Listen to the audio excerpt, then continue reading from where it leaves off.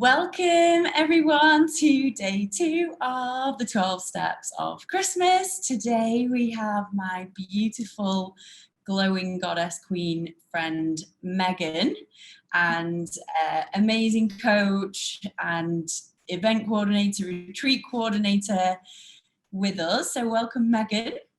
Thank you. I'm so glad to be here. Yeah, you look so gorgeous next to your shrubbery and your hair, and yeah, gorgeous. Glowing goddess, I like it. I'm a slightly post-gym goddess. My hair's a little... But that sparkly jacket is draw the eyes down to the... So good. Yeah, so for everybody watching, thank you so much for being here. If you didn't catch Tarek's talk yesterday, which was completely on fire about manifestation and word alchemy, then you can still catch that one in the group. And just a reminder that if you've not opted in, if you've not subscribed, you won't be able to win the prize at the end. And the prize is a free place, completely free, on my 12-step self-love transformation, which starts in January. So make sure you've given your email. I'll put the link underneath so you can just pop it into the box, and we'll be choosing somebody who's been engaged, who's been commenting, and who's been showing up for the calls. So yeah, make sure you're on there to be in with a chance to win that. It's worth £1,000. And the other announcement is just a reminder that on the 28th of December, we have the Self-Love Soiree, which has been running the last for 4 years. And it's usually a live event in England, but this year it's virtual. So this is where we're going to wrap up the whole of the year before, which, you know, 2020 has been a whole thing.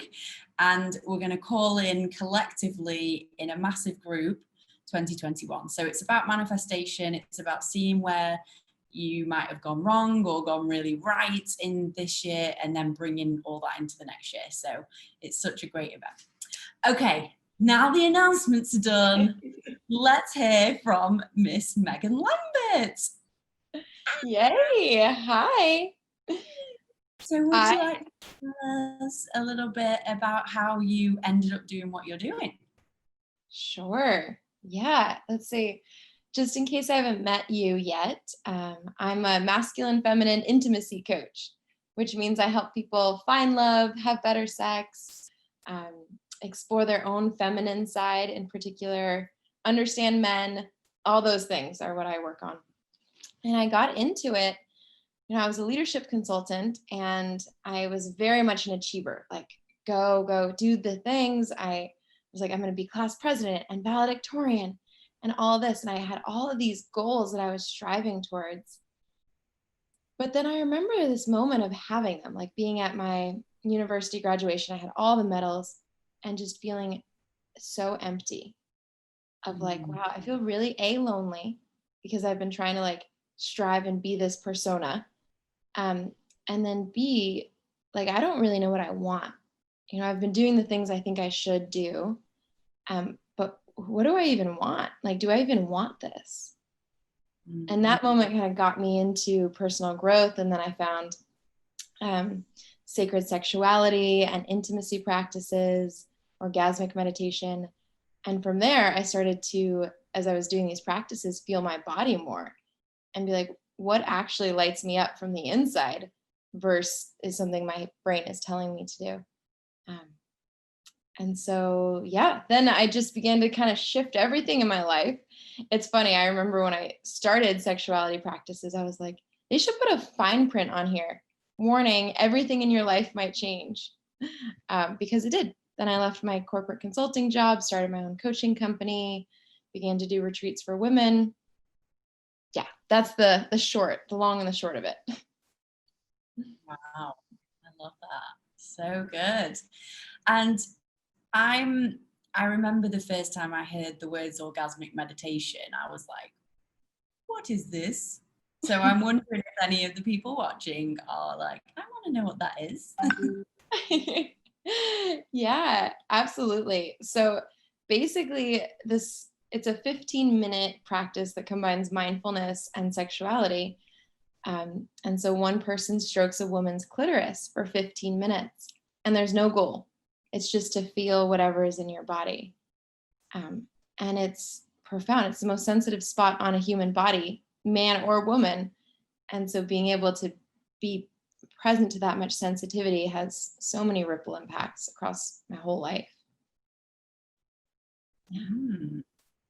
And there's a whole community of people around the world that are doing this, isn't there? There is, yeah, whole community, trainers. Yeah, I think what's so radical about Om too is the idea of goallessness. And I think that was something I was really missing, is I was like always trying to get somewhere, like in my job, I was trying to get to the next promotion, trying to get the award, trying to, even in sexuality, like, okay, let's get to climax. And so Om was like a practice of like, what if there's no goal? What if I'm just here in my body feeling this moment and there's nowhere to get to? And that, I feel like, was like a reframe in my head. I remember that moment as well of like, wait, I'm not going to do that now. I'm just going to do this. Oh, that's actually really like, okay, good. I can just relax. Yeah. Yeah. And this is the feminine way, isn't it? Totally. Yeah, I think our masculine is like, okay, I've got a goal. I'm going somewhere. There's a linear path. It's logical. I'm driven and directed, which is beautiful. But for many of us, that part of us overruns the feminine, which is like, I'm receptive and feeling and emotions and intuition and insight, and trusting. So. Yeah. Love that. And what's been your journey with self-love? Yeah, I think for me, the biggest aspect, like when I think about beginning with personal growth, I would have said I loved myself. And I did in a certain way. Like I loved myself if I looked good, everyone around me loved me, I had gotten the awards, and I felt proud of myself in work. Then I loved myself.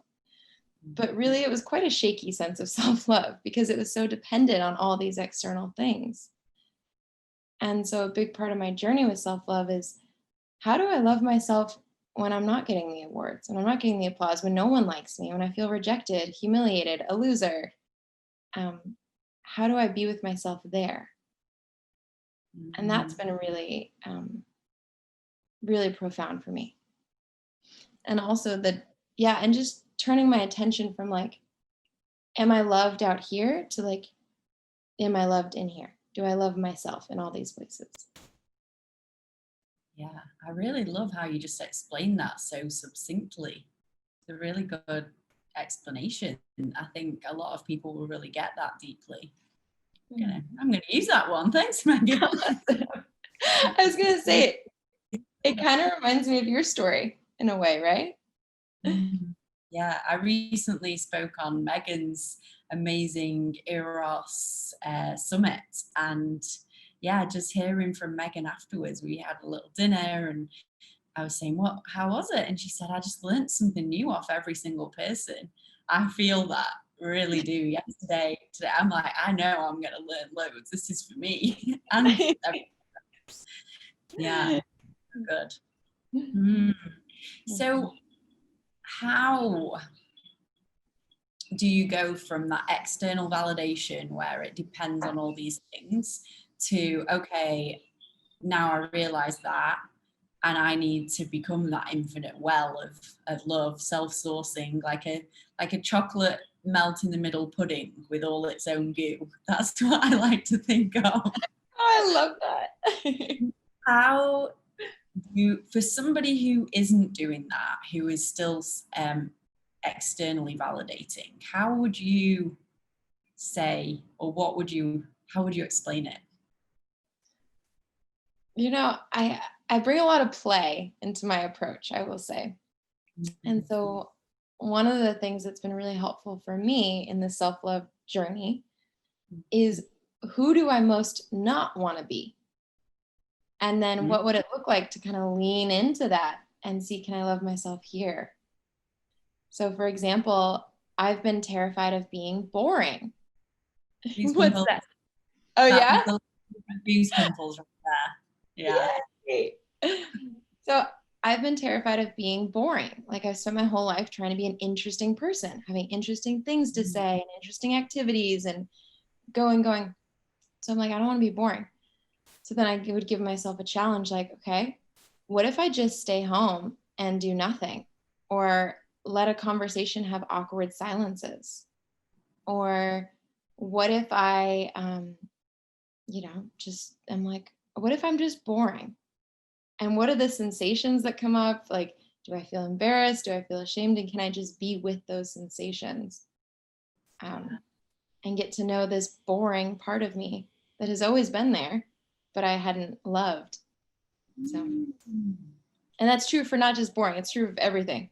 The selfish part of me, the bitchy part of me, the insecure, needy part of me, all these things. I'm like, I don't want to be that.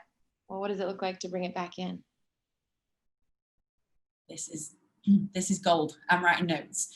So for me, that is the slut, because I have never been a slut. Like I've always rejected sluts because, it's part of my story that someone came in and stole my dad and was, and I've always rejected people like that, and that within myself. And a really big shift was when I was like, what if I was to like embody the slut for just a day? Yeah. And it was so edgy, and I was like, but then it was really fun. Yeah. Your whole face looks lit up too. And I think that's like the outcome, right? Because we have such tight boxes of who we are. And it's like, I had that too. I'm not a slut. But then when we like kind of push the edges, like I remember having my first one night stand just to see what it was like. It was like, whoa, oh my gosh, this is really weird. And who am I? And I didn't really like it, but I liked to get the freedom that questioning that story brought me and questioning who I think I am. Yeah. I read Mama Gina's School of Womanly Arts book. I read it on the plane one day on the way from New York to LA. I was going on a modeling job, and it was like, look at all these walls you have around yourself. And I was like, oh my God. That's when I realized I would never have a one night stand. And that night I had a one night stand. And how was it? It was amazing. Like it was someone I kind of half know, and I ended up dating him a bit after. But my intention was to test that wall and to break down that barrier, and to realize that I'd been so scared of how I would feel after if I felt rejected, or, I wouldn't be able to handle it. Of course I can handle it. You can handle everything. And you know what, Megan, one thing you said in your talk at your Women in Business Empowered Bali thing that I spoke about. Bali. Yeah. That was it. I can't remember the title, but I remember your talk, and I remember you saying that rejection is just a sensation in the body. Yeah.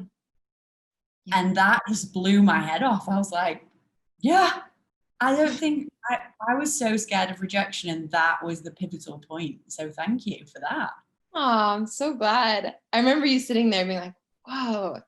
And I think it's so freeing to realize that, because I think we spend most of our lives running around trying not to feel certain things. Like, I don't want to feel rejected, humiliated. I don't want to feel like a loser. I don't want to feel like I don't belong. But if we're like, okay, it's just a passing sensation in the body. Like, what would it be like? And even more than just a passing sensation, sometimes it can even be hot or sexy. Like, can I get off on the feeling of rejection? Can I let myself be turned on by a no?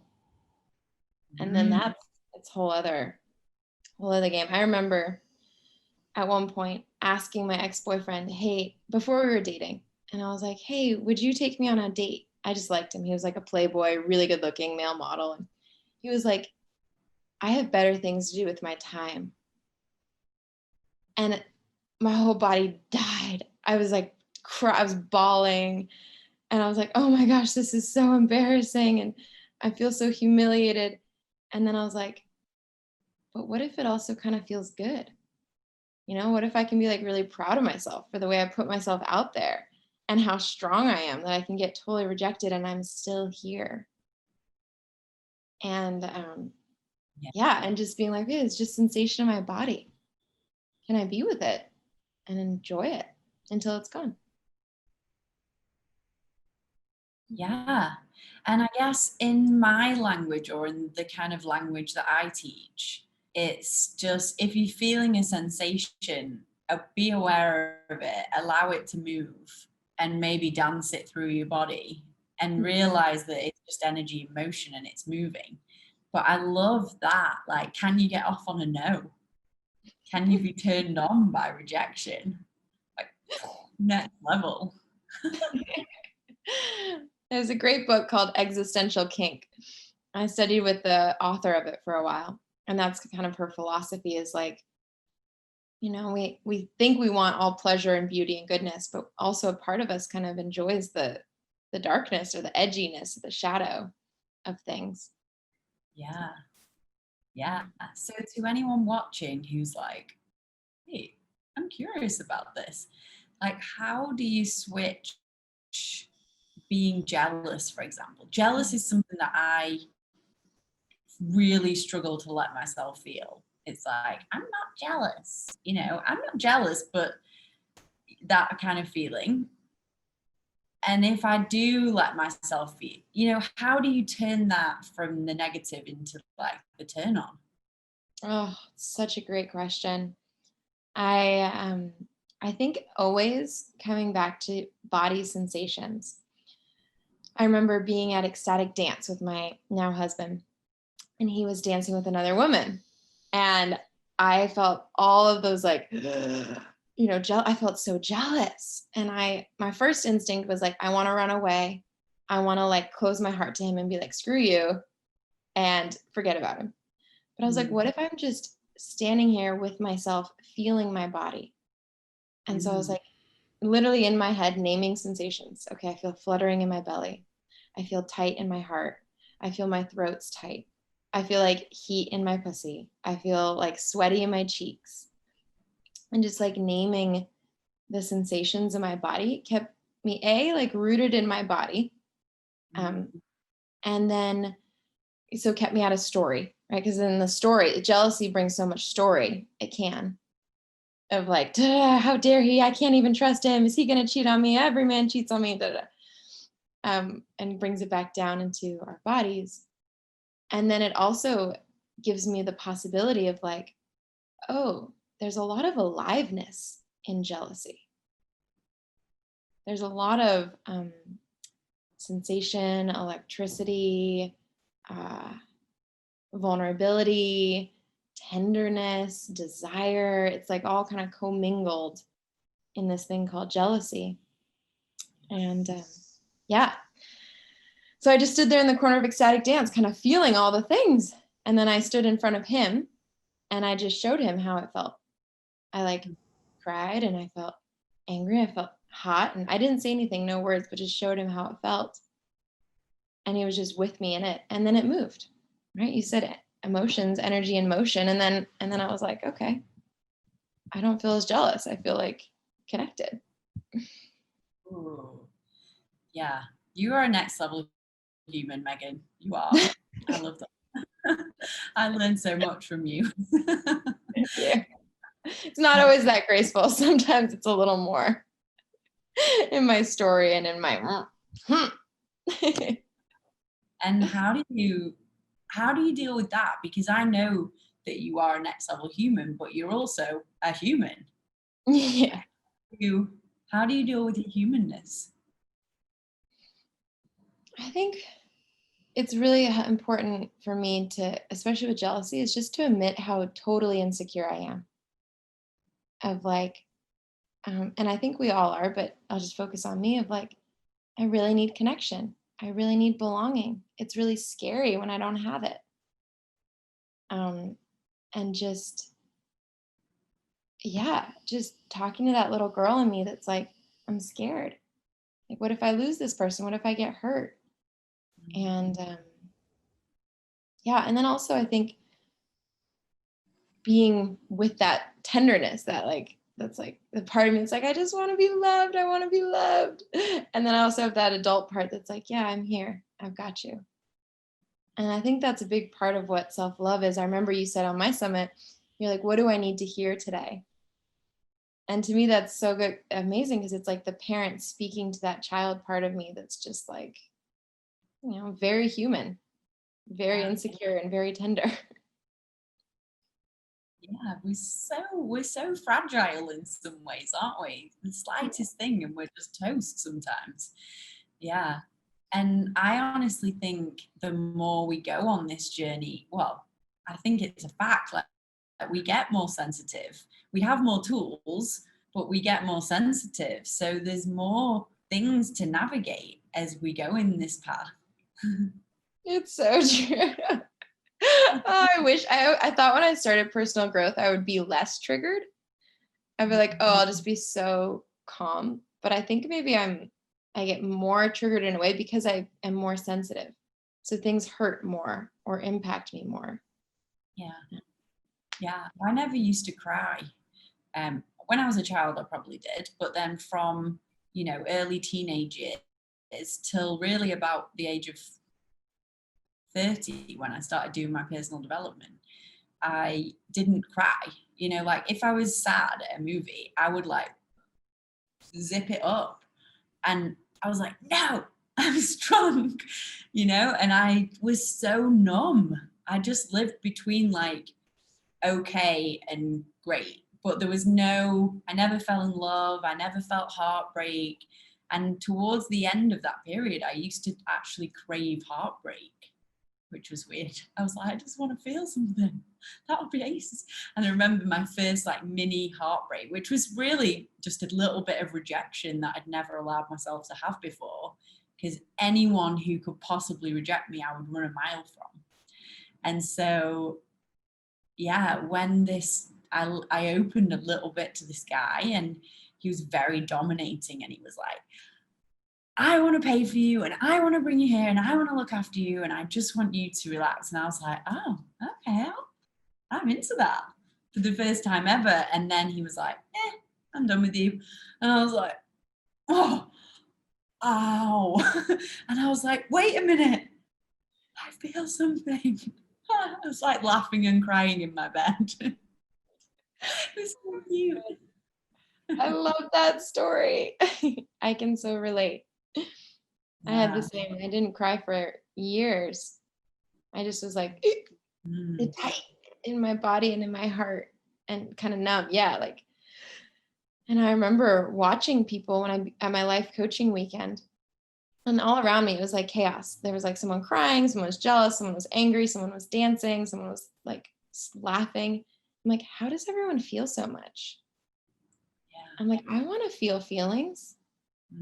And it's been like a really slow thawing for me of like, oh, there actually was always feelings in there. I just didn't let myself feel them. Yeah, rejected them. Yeah. Rejected them, frozen. Yeah, rejected the part of you that had sadness, rejected the part of you that felt jealousy, all these parts. It's just like rejecting different versions of you. And the self-love, or like the thawing, as you call it, is like bringing it all back and knowing that we're full spectrum women. Yeah.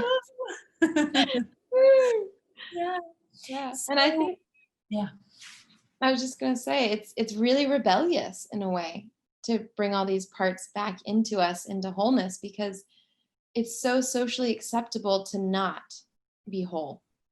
Like I got so many kudos for not feeling my feelings, for being able to like hold it all together, for being really polished and perfect in a way.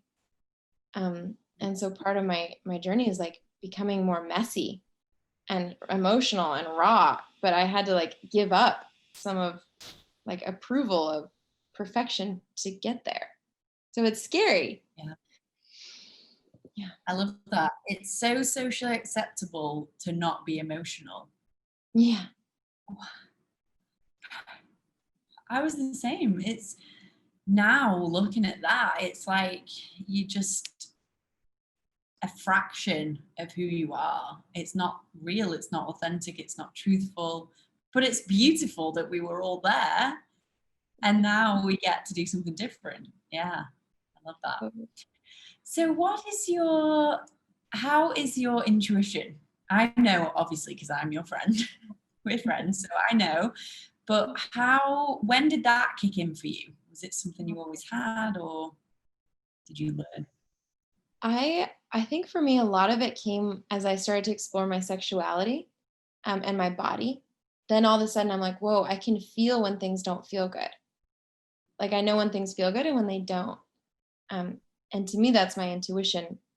Before I may have said I was intuitive, but it was mostly from my brain, right? It was like, this seems like a good idea, versus my body being like, oh, I feel relaxed and soft and I feel like a yes to this.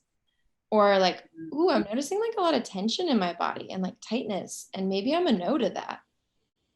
And becoming more sensitive to those signals of like, do I actually feel like a full body yes or not? Yeah. Can you give us an example or a recent example in your life where you've been Oh, it's such a good idea. Yeah, I can give an example. So over the weekend, I was like on my period and I'm like, okay, I can do like a 1-to-1 breakfast, and it felt good and my body felt relaxed and open. I was having breakfast with a girlfriend, and then another girlfriend joined, and she was like talking quite fast, and then they were going back and forth, and I just felt my body over the breakfast start to get tight and tense, and kind of like I felt like I was getting quieter and more like in my head, like self-conscious, less in the moment, more like tight and in my head. I'm like, oh, I think I'm a no to this now.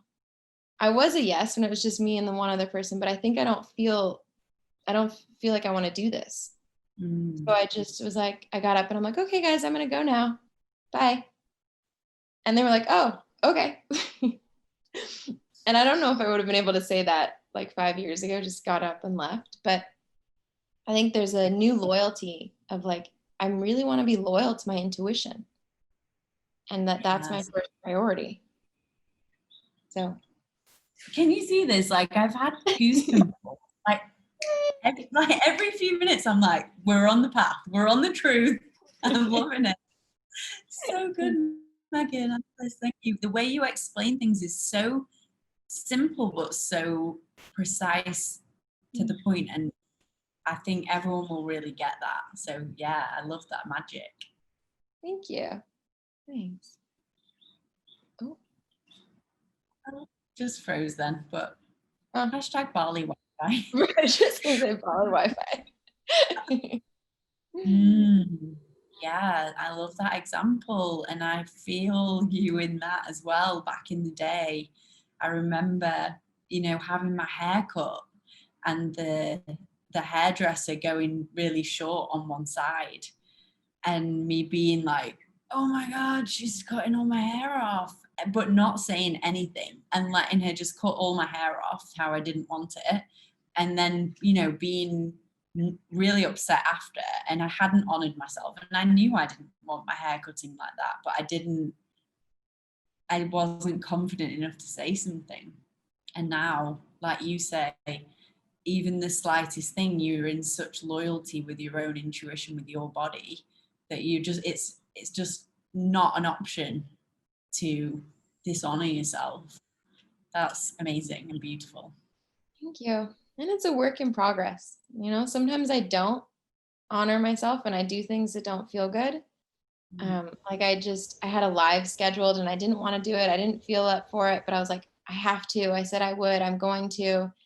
And it hurt. Like it just hurt my body. And afterwards, I was like, that felt terrible to me, and also probably the people that were watching that live.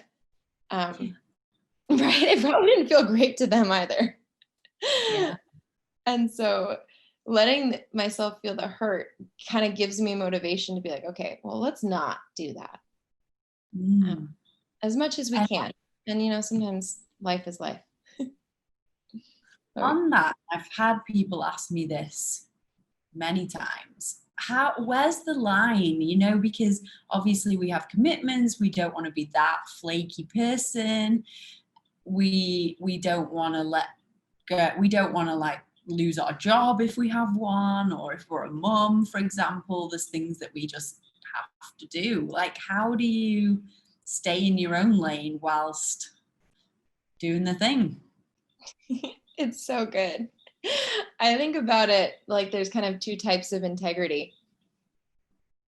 There's masculine integrity, where it's like, oh, can you hear me? It might be my Wi-Fi that's just being a little bit janky. I'm just gonna give it up to the goddess. Woo! If it's meant to be heard, it will. Yeah, love that. So there's two kinds of integrity. Masculine integrity of like, I do what I say I'm going to do. I follow through. I show up when I say I'm going to. And there's feminine integrity of like, I listen to my own body and my flow in the moment. And that's my fiercest loyalty. And I think we need both, right? Because we need both. And sometimes it can feel like a conflict. But in those spots, so for example, that day I just started my period, I was exhausted. I had a full day of social engagements, including one of my best friend's birthdays, which you were there. And I was like, part of me was like, oh, I just want to like go and crawl in bed and like read a book and drink tea. But I've committed to this. So then my question is, how do I show up in a way that feels really good and authentic to myself, and is still showing up to my commitment? Yeah. So I was like, I'm just going to like show up and let myself be kind of quiet or kind of cuddly or not need to like take up a lot of space and just listen. And so I was quieter than normal and it was fine. Versus trying to like push myself to be like, all right, come on. We're going to like do what we show up the way we always do. Yeah. That's the magic for sure. I think a lot of people will be like, okay, I can do that. I like that. And also I was at that dinner, so I love the fact that you were very like, it's the first day of my period and I'm feeling a bit quiet, and we all were aware of that and we all can relate to that. And I love the fact that you were wearing like a maroon dress as well. It was felt very symbolic of the womb of the woman. Thanks. Sometimes I like to wear red when I'm on my period, just as a celebration, because we so don't celebrate it. So yeah, and it's a private celebration. But yeah, and I've actually seen a friend and a woman that I love to follow on Instagram. She changes the whole bed sheets to maroon bedding for those days. It's like that's such a wonderful idea. So sexy too. Yeah. I think even little things like that is reclaiming there's beauty and sacredness in our cycles versus it being like a burden or something to hide or ignore or treat as irrelevant. Yeah. So each day I'm asking our expert to give an actionable step. I should have totally thought of a more sexy little title for that. Maybe it's a Christmas wish for the watchers, the listeners to do today. So do you have something to do with trust and intuition that they can practice? Yes, I do. So next time you are faced with a decision today, my invitation is to take a minute and pause, feel your body, imagine doing that thing, say it's going to going to a friend's dinner. Feel in your body how it feels. Do you feel like soft and relaxed or tight and closed? And then follow that. And then maybe the next day you do the same thing, listen to your body, but don't follow it and see what happens. Yeah. Ooh. That's my Christmas wish. I'm going to do that myself because I've got so many things on over the next few days and a lot of things holding. And I'm like, I might just not want to do some of those things. I'm just going to see. Yeah. Love that. Yes. Okay. So many things within this have just, the way you deliver things, the way you are, so calm and feminine, and but really strong in that as well. Like, you're such physically like a really strong woman, but there's so much strength in your femininity, in the way you deliver things, in your leadership, and I really admire that about you. I love that. And that was something I used to reject. You know, if you're in your feminine, then you're just weak. That's really sad, isn't it? So with that, what closing remarks would you have for everyone? What would you really love them to know?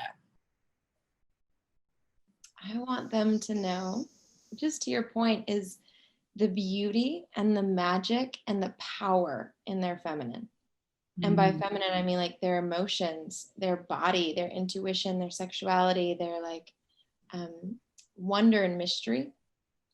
And it's rebellious to get to know this part of us, because not very many people are. And I think it's the most important work we're doing. So powerful, very powerful. And where can they find you, Megan? You can find me on social media. I'm in the group, my Facebook, and then I'll also make sure you have the link to my website. I'll send it to you, Gina. Fabulous. Yeah, and if you've got any questions for Megan or around this topic or comments, definitely post them in the chat. The more people that comment, the more people will see this live as well and get to feel Megan's magic. So I love this conversation so much. I knew I would, but you really brought it. So thank you. Thank you, Gina. Thank you for having me. And thank you to everyone watching too. I appreciate it. Amazing. Well, we'll see you tomorrow for day 3, and the actionable step will be on a separate thread, so make sure you have a go with that and comment, let us know how it goes. And remember, if you engage, if you comment, you're in with a chance to win the prize of a place on the 12-step self-love transformation starting in January. So see you tomorrow, everyone. Yay! Woohoo!